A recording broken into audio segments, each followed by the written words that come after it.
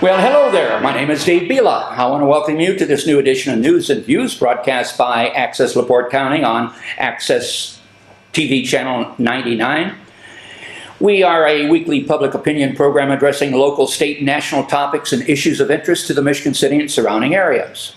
Opinions are the views and the responsibilities of those making the comments and do not necessarily reflect or represent the views of this program or its co-producers. We will adhere to broadcast rules, but absolutely no one's First Amendment rights of freedom of speech or freedom of the press will be either muzzled nor denied. I've only been saying that for the last 13 years, ladies and gentlemen. Any unauthorized use of the accounts, descriptions, and events of this program without the express written consent of us co-producers is strictly prohibited. We hope you enjoy the program, the discussion, and the participants. Well, ladies and gentlemen, I had a fruitful week on the computer trying to line up guests for next week, and I really haven't accomplished that much, but I have to honestly make a public apology to our viewing audience. A few programs ago, I misspoke.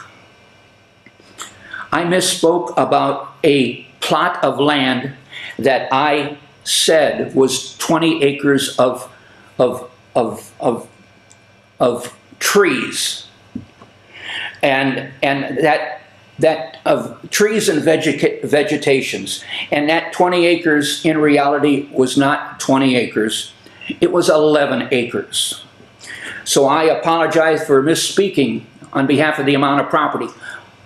The property exists here in Michigan City. Now, Michigan City encompasses 25 square miles.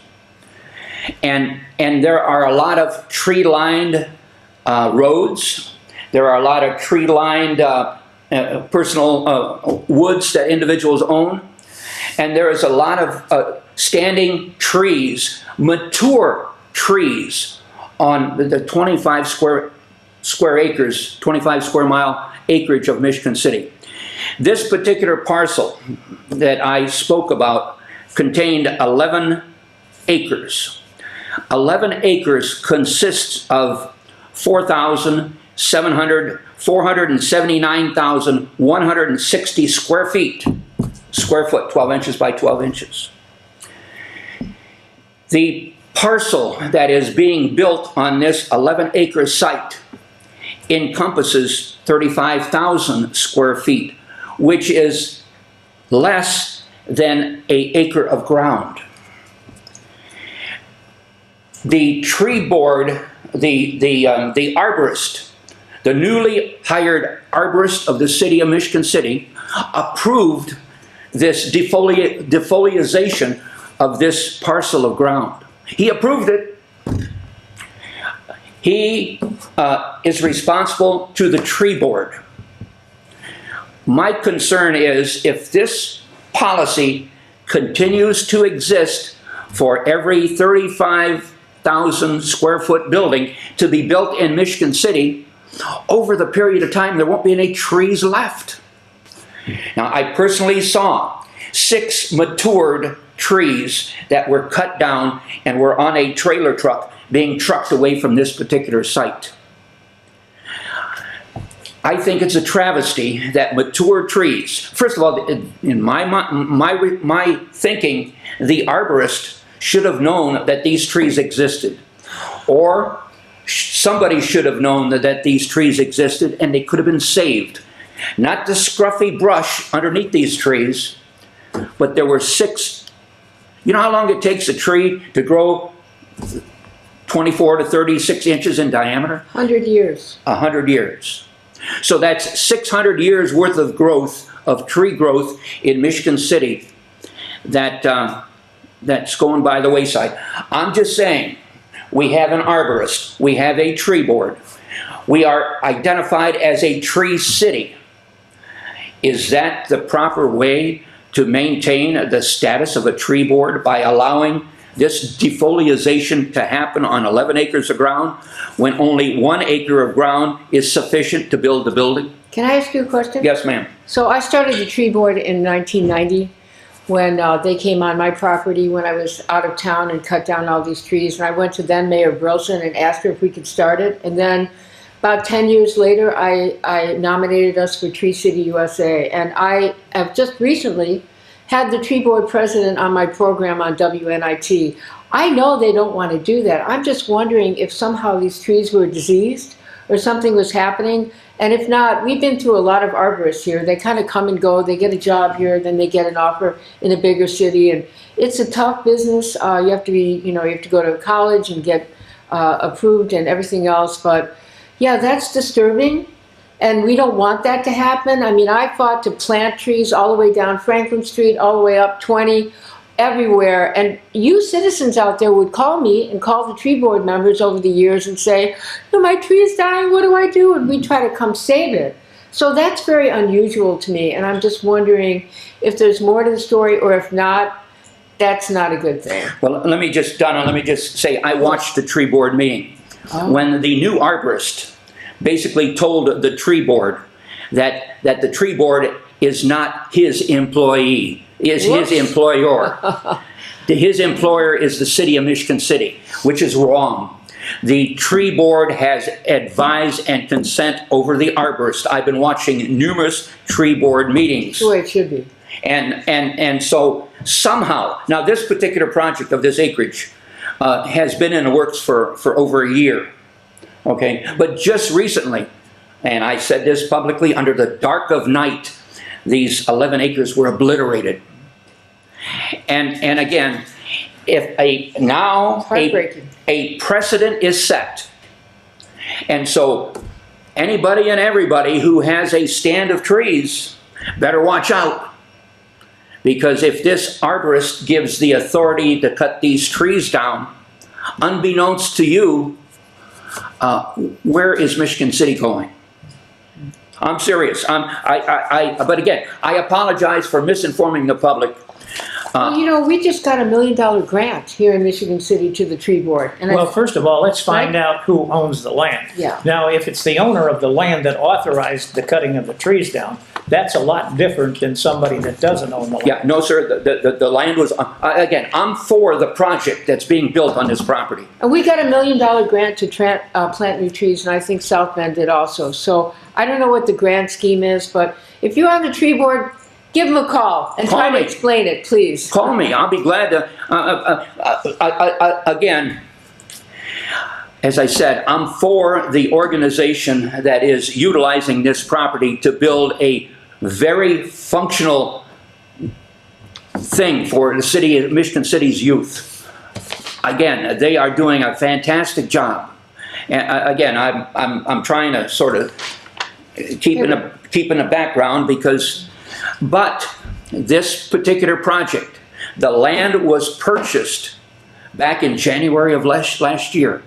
This particular project has been progressing through the city, through a big construction company for over a year. The land is bought, is sold, it's paid for, it is defoliated by... Probably the owners. No. Well, who did it then? Yeah. The construction company. The construction under company. the authorization of the owner. The new owner. Yeah. Yeah.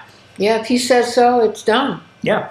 Well, we should find out what's because behind all people that. want to be able to use their land. If you buy a piece of property and you have a particular project for it, people want to be able to use that to build that project.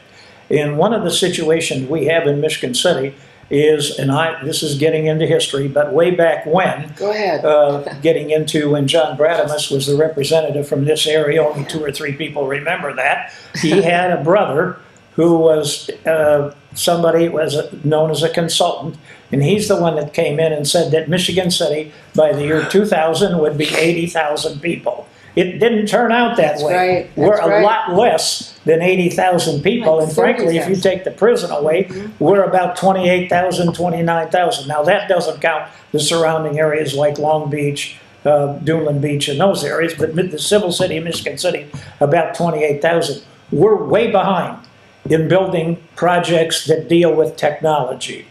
the only one right now that's up to date, in my opinion, in terms of technology, is that hospital. But you're getting off the point. We need these kinds of projects. You're talking. The point is, you got to use the land where it's available and usable for the kinds of projects that Michigan City needs. Then what's the purpose of the tree board? To advise people in terms of the trees themselves, what would be good, what would be bad, in terms of diseases, how you prevent disease to trees. That's what the tree board ought to be doing. And to plant more trees. Yeah, and to find areas where people would like to plant trees. Right. There's nothing wrong with coming up to somebody who owns 15 or 20 acres and saying, gee, have you thought about planting this kind of a tree? A walnut tree, an elm tree, as an entity that probably can withstand the winds in Michigan City. Because my wife happens to own a house, but we had problems all over with the trees that couldn't handle the kinds of winds that were coming in. So we ultimately had to take them down. Now that only cost 2 or 3 trees, but ultimately we had to take those trees down because the wind was coming in so much off of Lake Michigan, and this is clear past 11th Street, and affecting those trees. Sure. The arborist.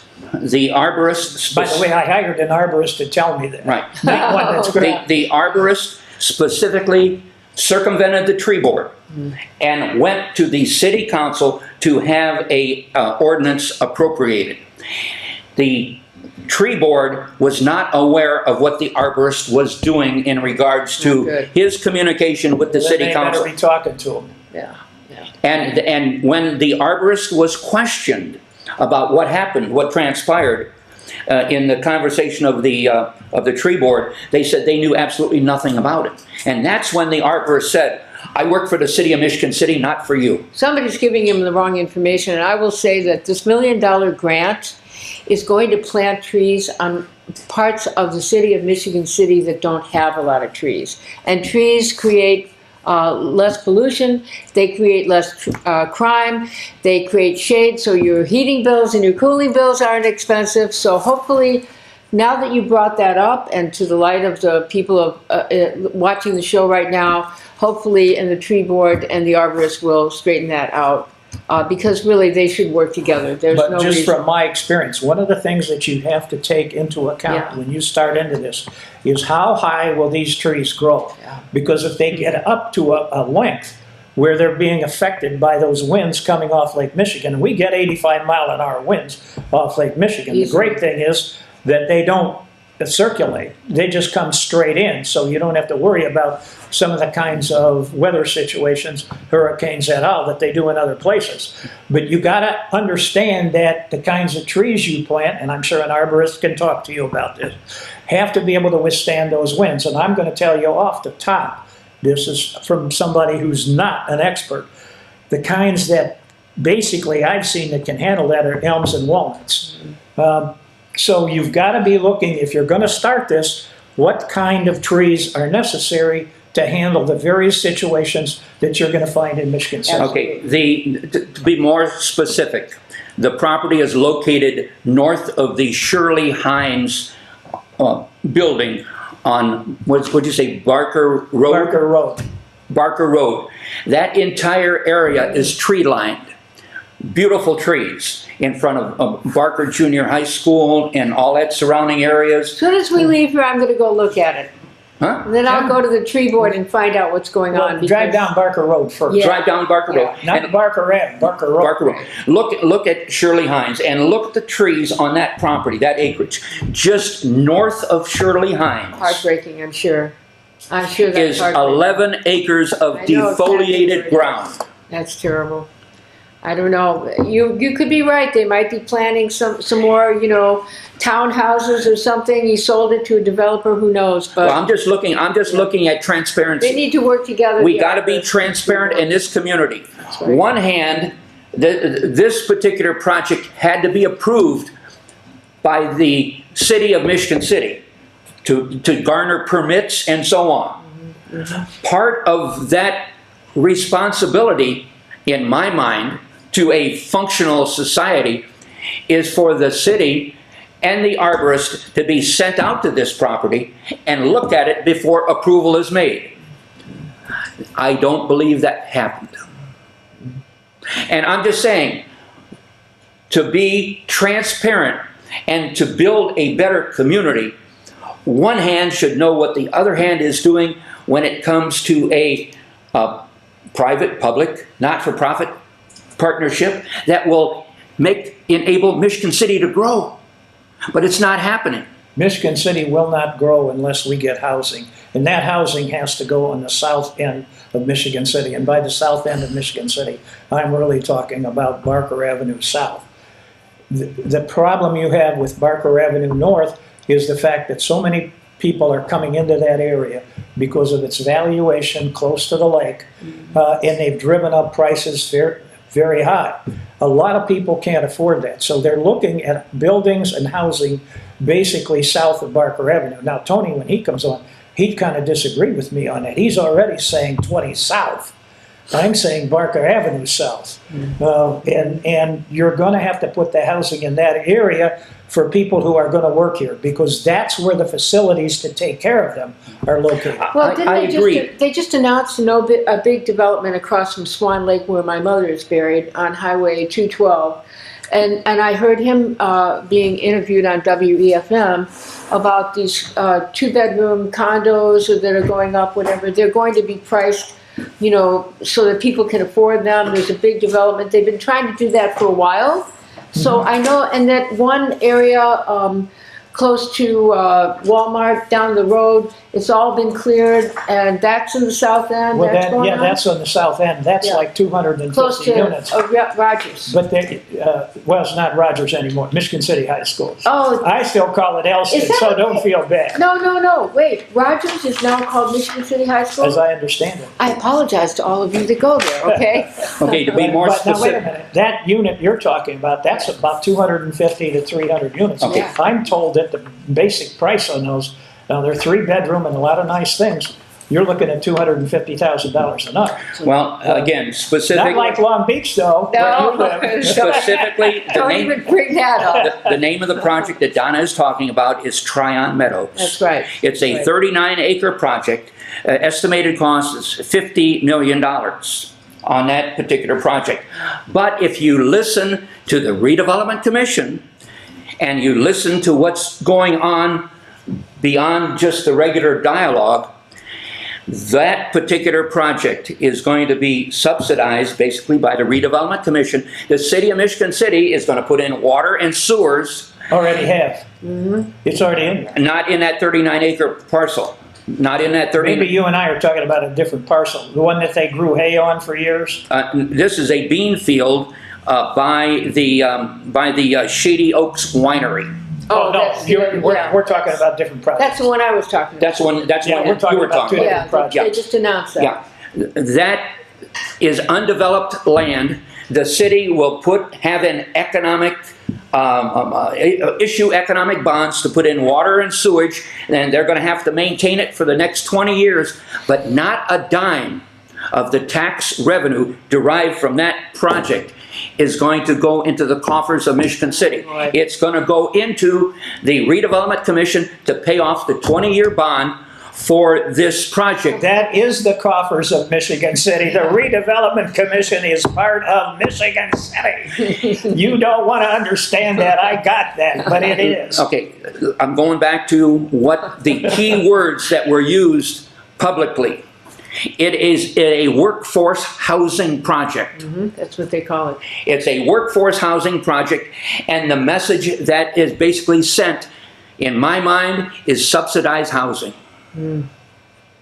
I don't know. Is that what this city is all about? I heard the owner developer talking on the radio, and he said he wanted to build housing where the people work in Yeah. Michigan City as they start to bring more jobs in and more tech. You know, that big technology field going down 20 that's coming here, and more jobs that will be coming. He wants a place for the workers to be able to afford. Can I tell you something in the Before you say transparency? before you say that, Okay. if you have any doubt, ladies and gentlemen, if you have any doubt, go to the December He does his 30th. homework. Go to the December 30th Redevelopment Commission hearing and listen to the dialogue. To Sheila's credit, she even questioned the validity. Sheila Matthias. Thank you, Sheila. Sheila Former and mayor. the former mayor. Again, I could go on and on and on. Not everything is right in this community, but there's a lot that is wrong in this community that affects a lot of people. Well, Boy, do I disagree with that. So much has gone right over the last 10 or 15 years. Now, these kids are not old enough to remember when Michigan City really was outstanding. I am. Okay, we have kids that come back here that I grew up with. Yeah. The first thing they tell me, and we talk about it, was how lucky we were to be raised in that period from 1945 up to 1970. When the city had it. It was beautiful all over. We had a great park system. We had a great parks and recreation system. The school systems were outstanding, both academically and Right. athletically. 1970 is my cutoff date because that was the date that Pullman announced they were leaving. That was the major employer in Michigan City. We lost about 1,500 to 1,900 jobs in one fell swoop, good paying jobs. And after that, all sorts of people left. Can I tell you something? Well, let me finish one more thing. Okay. That was not the only thing that contributed to it. We actually had a riot. We had to call in the National Guard. That's right. Yeah, I remember that. Yeah, I mean, that's when Michigan City was down. The last 10 years, with all of the announcements and all of them that have came through in a positive manner, both inside Michigan City and the areas that surround Michigan City, have been a huge positive. This city is well ahead of where we were 15 years ago. Good point. Well, in the spirit of transparency, I have to say this to all the realtors that are watching this right now. I'm going to make them laugh, but I came back and took over my family home about 20 years ago because my family was dying and I was trying to help out. And they bought it in 1961. My mother and father did. My dad was the first national sales manager for Barnes & Noble, and they told him to move somewhere in the Midwest. And he met, I forget his name, he was a state rep and also had a real estate company here. And Charlie? Yes, thank you. See, he's great. So he was in the coffee shop at the Spalding Hotel, and he overheard my dad talking to the waitress, and he said, "Mr. Kavanaugh, let me show you some property out in the beach area. You have 2 young children." And so eventually my parents bought the house in Long Beach in 1961 that I'm currently in, trying to renovate again. But do you know how much they paid for it? Take a guess. Less than $100,000. Yeah, keep going. Guess? 1961? 61? 4,500? Oh yeah, that's close. $13,065. I just found the bill of sale, and you know what? They bought it from an alderman from the south side of Chicago. Mayor Daley was sitting in the living room. He came in, the alderman, he put a big living room in there, probably for caucuses, built a basement with a bar so they could go have some libation afterwards. And my father and Alderman Cassini from the south side shook hands in what is now a Daley Plaza in Chicago. That's how my dad bought the house. He had a little piece of paper that said, "The house belongs to you. This is how much I'm paying," with certified, markings at the bottom. That was it. That's how they did business back then. So we have a long way to go, but I agree with you. The city's getting better. I really appreciate you for being a watchdog. And I have to say, I remember as a 3-year-old child coming here and going down Franklin Street. The sidewalks were wooden boards, wooden planks, and when it rained, Franklin Street was all dirt, and it would just get flooded with water. I mean, we have come a long way, people, okay? So that's all I'm going to say. Well, you might not like hearing this, ladies and gentlemen, but I'm going to give kudos to the Redevelopment Commission. I'm going to give them a pat on the back because they, through a bond issue, allowed the traffic garage to be built on 11th and Franklin Street. And originally it was $27 million. They appropriated a bond issue for $23 million. And the parking garage is progressing. Now, the progression of the South Shore from its conception to today had until April the 4th, I believe, April the 4th of last year, kept me abreast of what's going on. And all of the projects that were going on a day-to-day basis, this was to be stopped and these roads would be closed and so on, they provided me that information. After April 4th of last year, that information stopped. And no more information pertaining to Michigan City has been proposed on the NICD website. But yet we have a parking garage under construction, and the latest addition to this special project of the South Shore, produced by the NICD or the South Shore or whomever on a new website, talks about the relocation or the realignment of the South Shore to the South Bend Terminal. Now, the dual track system goes right through Michigan City. A garage project that the Michigan City Redevelopment Commission generated a bond issue to build is a miscellaneous item to the project that the South Shore is constructing. I would think it would be a valuable issue, but the latest, they have 52 inputs into their new website, and not one of those 52 inputs talked about the parking garage or the completion of the parking garage. The only thing that was produced by this new website was a picture right here of the train station. No notation as to what it is, no information whatsoever as to what that building is all about, because you can see the water tower in the background. And so it appears to me as if the South Shore forgot about Michigan City's Redevelopment Commission's contribution to the parking garage. I see the parking garage as a impetus for part of the impetus for what is being built in Michigan City. And I would think that an entity such as the South Shore would cut the city of Michigan City some slack and basically say, hey, we're doing something good in Michigan City. But based on this report and on special projects between the city and between the conception in the Chesterton area, going through LaPorte County into LaPorte County and Michigan City, they sort of bypassed Michigan City, and they're talking about the project at the airport. I'm just saying, let's give credit where credit is due. The taxpayers within the TIF district is generating funds to develop this train station here in Michigan City, a new facade program and so on. Why should the NICD or the South Shore, why should they ignore Michigan City's in-kind, you might call it in-kind contribution to this bond issue? Well, I wouldn't call it an in-kind, but it is a financial contribution to the project. Well, don't you think that contribution of $23 million could at least give Michigan City a line or two of publicity for the fact that they donated money for this garage?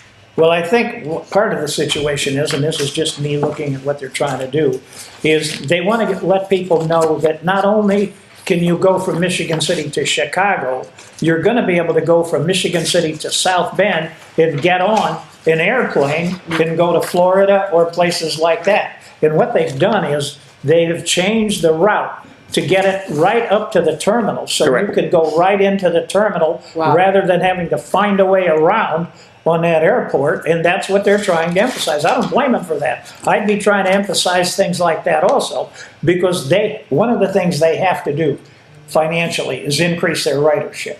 So if obviously they're looking to increase ridership from Michigan City to Chicago, from Gary to Chicago, but they also may be trying to increase ridership from Michigan City to South Bend, from Gary to South Bend, and from Chicago to South Bend. Well, it went down during COVID, and if you two remember, there was one time I came back from college and they were going to completely stop the South Shore. And people all over Michigan City in the area started fighting for it. They talked to their legislators, to the governor, everything else, and they got money from the state because the South Shore had lost a lot of money and they just were going to forget about it. And we wanted that little train that could, and it's still going. Yeah. That's right. But show me the verbiage. Show me the verbiage on this special product. Show me the verbiage of this picture. They should. That specifically talks about the development that you just talked about. Yeah. There's nothing, no information whatsoever. But yet the Redevelopment Commission, through their credit, generated the bond issue to build a portion of that building. You know, what the other 2/3 of that building is going to be for is for the housings That's that right. you're talking about. Well, hire me. I'm a communications major. I'll get the word out, okay? I'm just saying, You're right. You're right. let's just clarify stuff rather than, well, Yes, sir. again, it's a nice picture, but this picture doesn't say where it's from, where it's at. I know where it's from because I can see, like I said, I can see the water tower. The organization, the progress of the parking garage and the station in Michigan City is what, chicken soup? Is overlooked. The fact is, we are a contributing factor to the double track system Bet. going through Northwest Indiana, and the least we could do is to get a little PR. Well, we redone the whole center of our town. I'd find out who their communications person is, call them, and just say, hey, how about giving us a little PR? Well, this particular program has been supporting the South Shore since 2016. I just went through my notes a while By back. the way, it still does. Well, it still does. Really? March the 4th, 2016, October the 28th, 2016, October the 20th, 2016. We had representatives of the South Shore supporting the dual track system coming through town. That's right. We haven't turned our back on the South Shore. Has the South Shore turned its back on Michigan City? No. No. They need the ridership. And what they're trying to do is increase ridership. And- they're putting out publicity about what they're doing because people make plans ahead of time. They need to get this out to let people know. Well, the first thing they're going to have to do is find out what airlines are in South Bend. How do I get from South Bend into South Carolina, North Carolina, Georgia, which they have flights, as I understand it, that are going into those areas. And that's where a lot of people want to go in the wintertime. Yeah. So obviously, they're trying to increase their ridership. I can't blame them for that. Well, I used to want to fly from South Bend to California, but God bless those people. Oh, Lord. Well, you've got a problem in Los Angeles. Big. Yeah.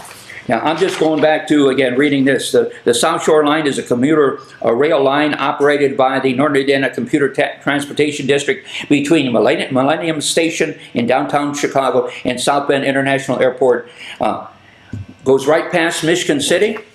It makes reference to. Well, it goes past Gary, East Chicago. But is there a 450 parking garage being built in Gary or East Chicago? No, it's being built here in conjunction with the necessary housing to allow these people. There is a 450 car parking lot that was built in Miller, which is a subsidiary of Gary. If you go over there and take a look at that thing is huge. Really? But it's an outside parking lot. It's all flat. Yeah, it's an outside Yeah, it's parking lot. I'm old enough to remember when Rudy Hart had his barbershop quartet in the original building that's now they're renovating in Michigan City for the South Shore, and you would go in there after school and you could listen to them harmonizing and practicing. We've come a long way, but you know, speaking of songs, may I play one right now? Go right ahead. Is that all right with you, Yeah. producer? Okay, I was just thinking about what's coming up. It's not Weird Al Yankovic, is it? I don't think so. Let's see. Okay, come on. Here we go. Ready?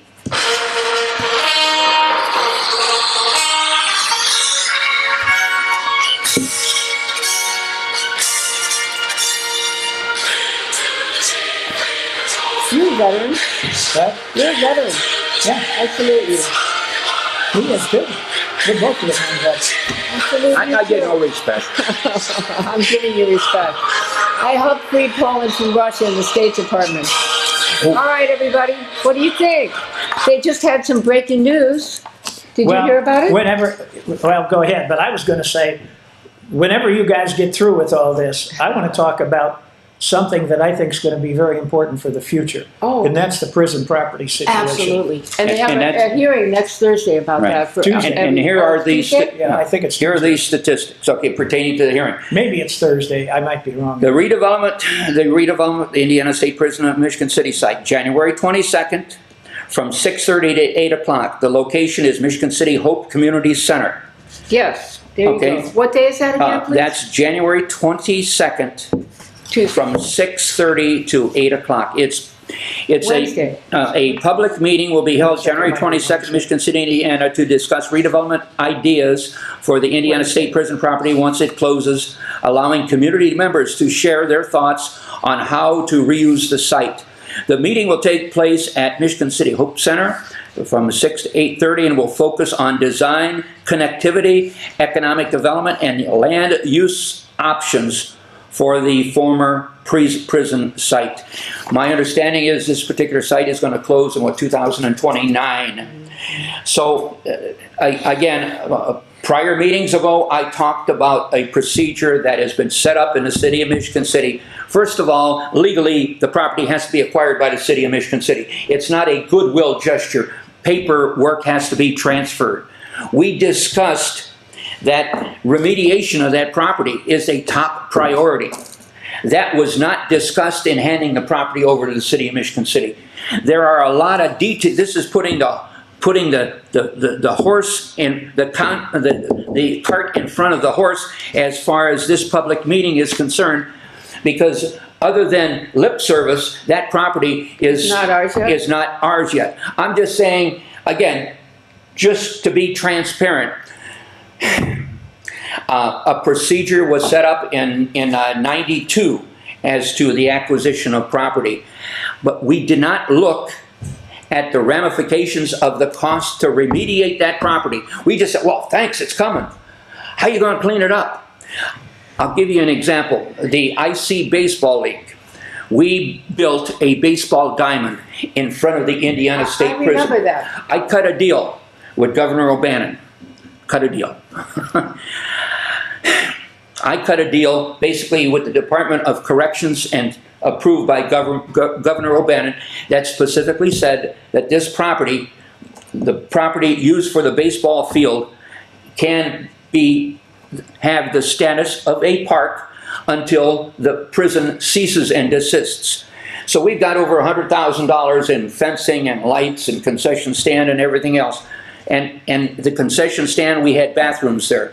We had, Jim McCarty helped us tap into the Chicago Street sewer line so that we could have flush toilets. It was great. What happened to it? I got tired of running it. I turned over the entity to other individuals who Let it go. didn't have the enthusiasm. Yeah. The bottom line is, when we dug the sewer lines, Did you find bodies? we didn't find bodies, but at the location where our concession stand is located, it used to be a site of a filling station. And when we dug through that, You had to clean that up, right? no, The state had to? it wasn't cleaned up at all. It was just covered up. Wow. Now, But that's part of the remediation. I don't disagree, and all that's going to have to be taken care of. But to me, the ultimate end use for that particular area looks to me to be a research facility and perhaps a hotel in conjunction with the Indiana State Dunes State Park. But the research facility, and I'd like to talk about why I think this is so important, because right now we're looking at how do we use energy generated as a result of that lake, Lake Michigan, to the positive situations in Northwest Indiana. Let me start with this.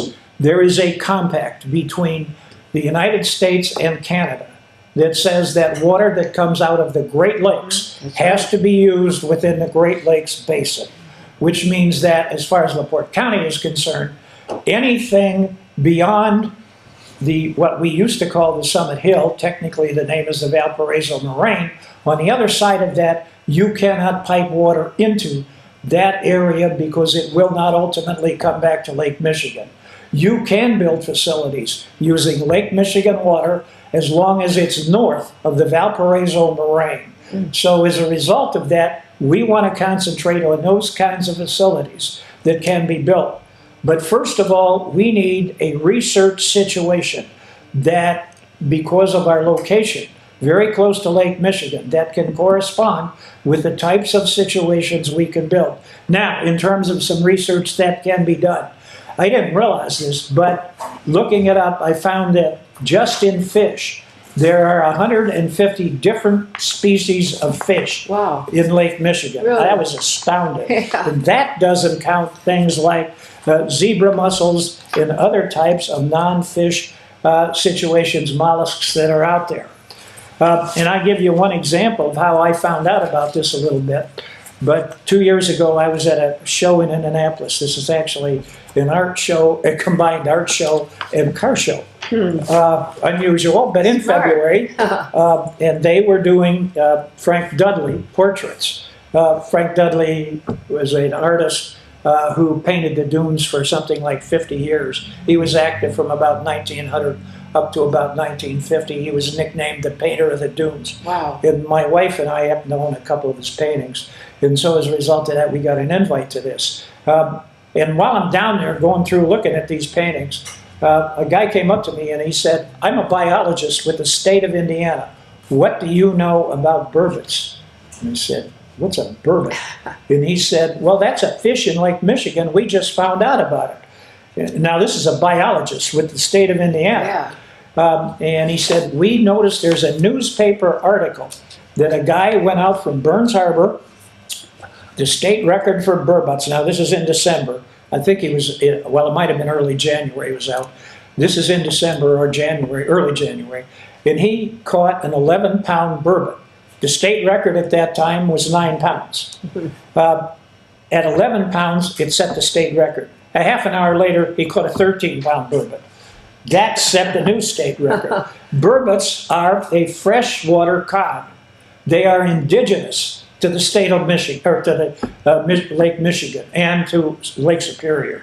They are indigenous to the Great Lakes, but they're mostly located in Lake Superior and Lake Michigan. Are they good fish to eat? Yes, Oh. they are cod. Okay. Yeah, they're just freshwater cod instead of this is a good saltwater thing. cod. Yeah, but what happened is they are a very cold water fish.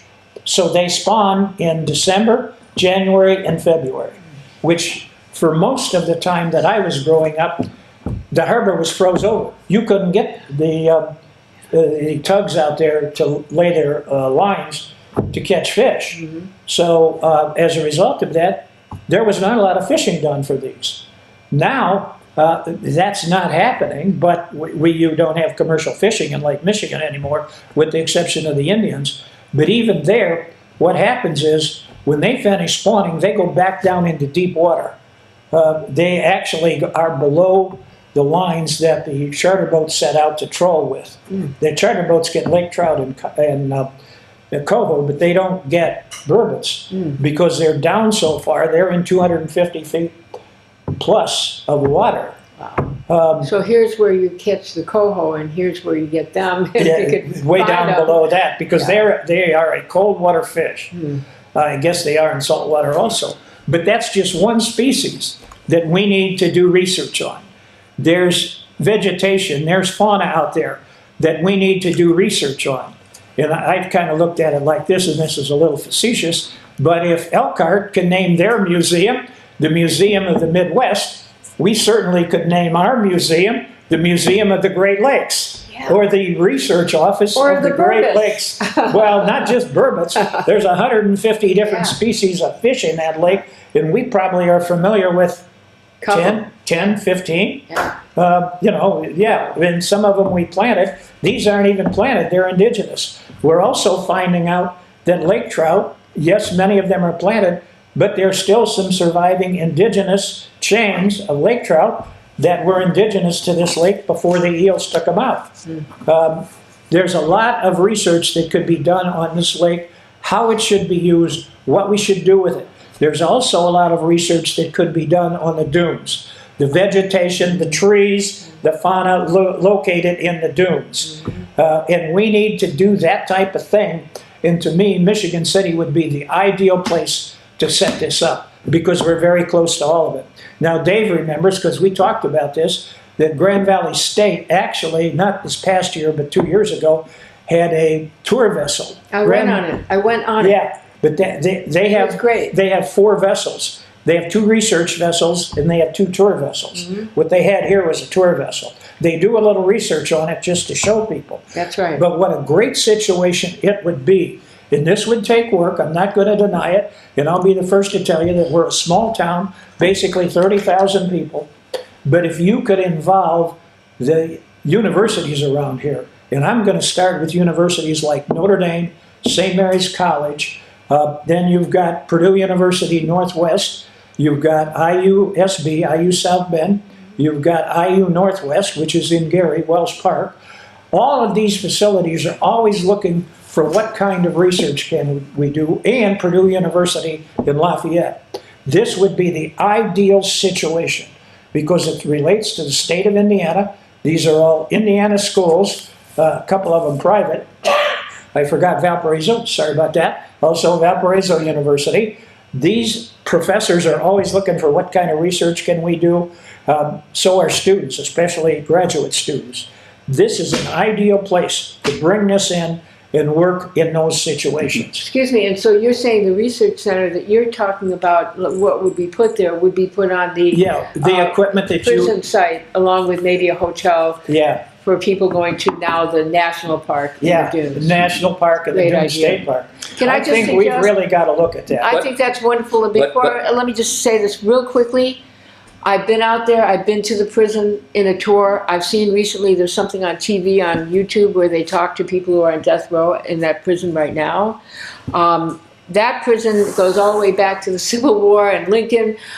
I think when we do demolish it, you ministers out there, Catholic priests, Baptist ministers, whatever, please go out as a group and start praying, sprinkling holy water, whatever you have to do, because what's buried underneath there and what's gone on there for generations, we need a little faith. And the other reason I like this is because Hope you don't mind my saying the other reason I like this is because you would keep the state involved. Oh yeah. If you let the state out of it and we have to do all of the cost of cleaning this up, Michigan City cannot afford that. You have got to Especially since we're losing NIPSCO, we have to do all that too. Yeah. I mean, Okay, I have to go back to 1983. A precedent has been set in the city of Michigan City that I guess people have forgotten. Okay. Speak, brother. Speak. The Michigan City Department of Redevelopment and the Department of Commerce, in cooperation with the Michigan City Area Chamber of Commerce, the Michigan City Industrial Development Commission, the Michigan City Economic Development Commission, and the Franklin Square Commission and the Urban Enterprise Zone Commission, basically all sort of got together in a form of a resolution talking about creating one of the first 7 enterprise zones in the state of Indiana. The precedent was set in 1983 that I was involved with. What we have here with the acquisition of the prison, that is hearsay information until we get the state of Indiana Don't signature. say acquisition of the prison, because they could take that seriously. Start saying acquisition of the land on which the prison is located. Well, as it stands right now, the mindset in the community is the prison is ours. It is not ours. There are ramifications to acquiring that property under the umbrella of the city of Michigan City. Those ramifications must be addressed before we take into possession of this property. And so in my mind, this particular meeting, January 22nd, is nothing more than lip service. No, because you have to start planning now. You're talking about 10, 15 years from now, and they have to start now. That's one of the problems we've always had in Michigan City, is they do it at the last minute. You can't talk about property you don't own. You can't. The state owns it. We're proposing here a research center that possibly would be run by the state. That's over 100 acres of ground, and I go back to my initial statement with the tree board. You know how many square feet there are in 11 acres of ground? Multiply that by 100, and you will find that's over 4.5 million square feet. You just take a look at some of these research centers and how much land they take. I'm just saying that asking for public involvement right now is premature.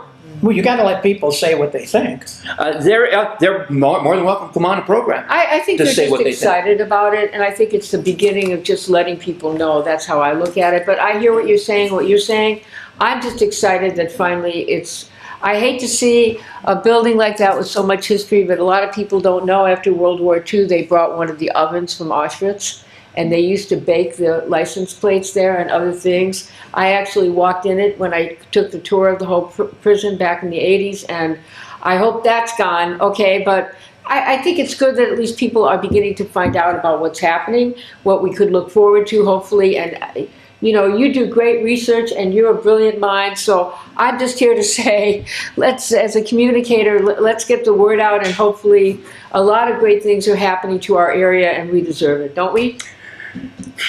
And thanks to you for all that research. I mean, it's incredible what you come up with. That's all people have to do. If you doubt, just read the computer. Get an issue, regardless of what the issue is, and Google it. And you'll get information as to what's going on. Just as I got information to this 35,000 square foot building on over 500,000 square foot of property. That's speaking of research and information and breaking news. Oh, breaking news. Yes, did you know this? So the inauguration of your friend, President Trump, love him or hate him, is going to be the new president. We have an invasion from Putin, okay? He's sending the Cold War down from what am I trying to say? Where's the cold area in Russia? Just came out of my head. Siberia. Yeah. It's coming down through Canada, then it's going to come across us this coming week, and then it's going to go right to Washington, D.C. They're supposed to have something like 5 foot of snow and sub-zero temperatures like we've been experiencing. So, the breaking news is they have moved the inauguration for the second time, but the first time since Reagan, and President Taft, is that who Yeah, decided? Howard Taft. Yes, into the interior area of the Capitol building, okay? And so President Trump will not be shot for the third time. Attempted assassination, I hope, because there's a lot of crazy stuff out there going around. But that's where it's going to be held. Now, Reagan had it there because it was really cold, and Taft did go outside in terrible weather. He got pneumonia and died a few weeks later. He wasn't the one that got pneumonia and died. That was previous to him. That was... Oh, the one before him. Yeah. Yes, sorry. I know his name, but it went out of my head. Well, Donna, So, I just want, can I just say this last couple of things? I have covered inaugurations for over 50 years, since I was 20 years old. This was the inaugural parade, January 20th, 2001, right after the hit, okay? And that's when Bush was president, and here was his statement, celebrating American spirit together. There's always going to be some kind of, slogan. We're going to see that. And here are all the buttons I got from Clinton and Barack Obama and other people that you get a lot of memorabilia. It's very exciting. But when I was in college in Washington, D.C., I was there right when Johnson died. And then right after that, President Nixon was also celebrating a landslide, his second victory, his second term. You know what happened after that? He got kicked out of office, but everybody was so excited, and I wasn't crazy about it, but I got hired to work on his parade. I'm just going to tell you this real quick. This is my favorite story. So I knew President Reagan because I had lived next to him. That's a whole other story in Washington, D.C. In Pacific Palisades, it's now flattened.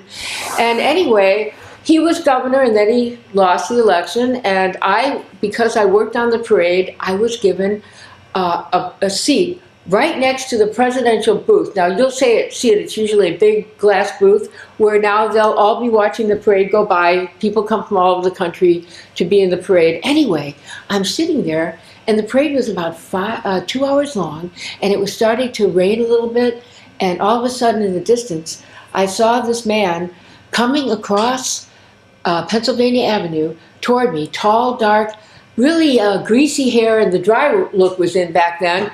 And I thought, oh, that's Ronald Reagan. And I thought to my 20-year-old self, here comes another old, washed-up politician. And he came. There were only a couple of people left. A lot of people left because it was raining. And he sat right next to me. He was so awesome. He wanted to know who I was. I was just a kid, really. And Nixon and Pat Nixon was waving to him. They were right there next to us. And he talked to me the whole rest of the parade. And I thought, wow. and a few years later, he became president of the United States. So never give up on people. If you're frustrated that Biden didn't get in, or Kamala, and now you have Trump, love him or hate him, he's our president, so we should celebrate. All right, let's get down to the nitty-gritty. Yes. Let's hear something about the inaugural ball that you may have Oh, yeah. some information on. So I went to the Clinton inaugural You sure ball. now? Make sure it's the truth now. Of course. No BS. Very funny. So I went with my then fiance. We stayed in a hotel up on Capitol Hill where I used to live at one point. And we were at the Indiana Ball, the big one, where Clinton comes and dances and spends a lot of time. And Governor O'Bannon was there and all the representatives. It was the big Indiana Ball. And so I didn't know what to wear. And, you know, I was in my 30s. I didn't have a lot of money. And so Mark and I went. I got this dress out of the closet. Ladies, you'll understand this. I took it to a dry cleaner's here, and they said, yeah, we could fix it. And so I wore it. And this is it, okay? It was a black, long black dress all the way to your feet, okay? And it had these big fans on the side, and then it kind of cut down this way, covering everything, because I had an Italian mother who would never let me dress like Beyonce. Anyway, we were dancing, and we were having a wonderful time. It was at the Hilton Hotel in Washington, D.C., beautiful hotel. There were like 4,000 people there. It was really amazing. And Governor O'Bannon's wife came up to Mark and I. We were on the dance floor, and they were dancing past us, and she tapped on her husband's, the governor's shoulder. She said, this is Donna Kavanaugh. She's involved in politics. She came, remember, she came with the tree board, and she came to the governor's mansion, and I did all that. And she said, Donna, you had the most beautiful dress here at the ball. And I felt like Cinderella, okay? So even when you don't have a lot of money and don't have a lot of influence, please know that you can make an impression if you be who you are, you're authentic, you care about this country. God bless America, and let's go forward. Both Democrats and Republicans and independents and everybody else. Cooperate together. Thank you. Cooperate Thank you for together. letting me share that story. No, I knew of the dress, and again, I feel this isn't a fabricated story. It's real. It can be authenticated just by, there has to Here's be. my pen. That's right. And again, never mistake the power of influence, regardless of who you are. We got 1 minute to go. Bob, you want to wrap it up? Yeah, I just want to say that from my perspective, Michigan City is doing extremely well. A number of the boards and commissions in Michigan City, keeping in mind that this is a small town, we don't have a lot of money to pay for consultants and other people, have done an amazingly good job in moving this place forward. Donna? Thank you very much for watching, and I hope you will watch the inauguration, even if you may not agree or disagree, whatever. And let's try to pray for our country. I used to live in Pacific Palisades. I was thinking about moving back there to California. My friends have lost their homes, their businesses, their restaurants.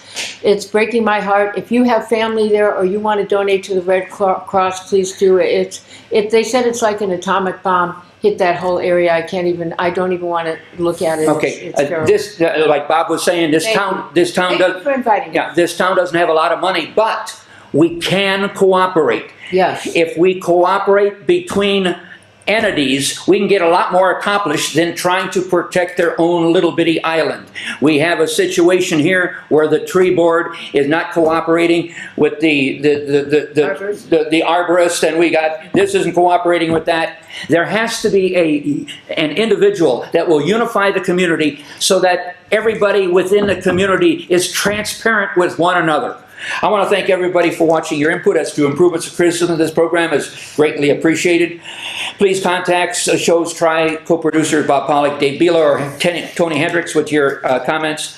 You can email Bob at skrpollock@gmail.com or Dave at djbila1@hotmail.com or Tony at emailagm@yahoo.com. Or you may direct any ideas for our one and only staff writer, Sarah Bellum, who occasionally is a pain in the neck to people. Showing of our program will be Saturday morning at 10 a.m., also Monday and Thursday evening at 7 p.m., and additional time if Tony's got some dead time to fill. You may also watch our program. Navigate News and Views. Start with 99, Navigate News and Views with a Google search. and you'll see these programs. We already have 1, 2, 3, 4, 5. This will be the 6th program that we've got in the can on YouTube. So if you miss our program on our weekly taping, go to 99 Navigate News and Views on a Google search and you'll find us. I want to thank everybody for watching and make it a good day. Thank you.